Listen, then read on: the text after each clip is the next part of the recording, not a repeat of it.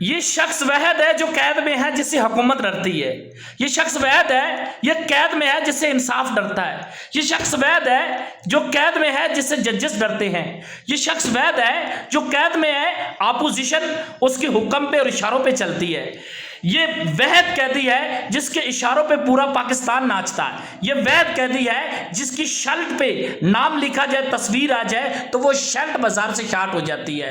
ये वहद कैदी है जो शाल जिस पे पिक्चर बन जाए इमरान खान की, बाजार में शाल जो है शार्ट हो जाती है। ये वहद कैदी है जो इसके नाम का ब्रांड बनाता है, वो माल पूरा नहीं कर सकता। ये वहद कैदी है जो कैद में रहकर हमें बताता है कि चोर कौन है। ये वहद कैदी है जो हमारे बच्चों को कैद में बैठकर स्कूल पढ़ाता है कि यहां चोर कौन है, यहां ठीक कौन है, ये इदारा लुटेरा कौन है, यहां करप्शन कौन करता है। ये हमारे बच्चों को भी पता चल गया है। हम तो नौजवान हैं, हमसे पैदा होने वाले बच्चों को भी ये पता है कि यहां चोर कौन है। ये वैध कैदी है जो हमें लेक्चरर भी है, हमारा टीचर भी है, हमारा प्रोफेसर भी है, हमारा वोटर सपोर्टर भी है, हमारा लीडर भी है।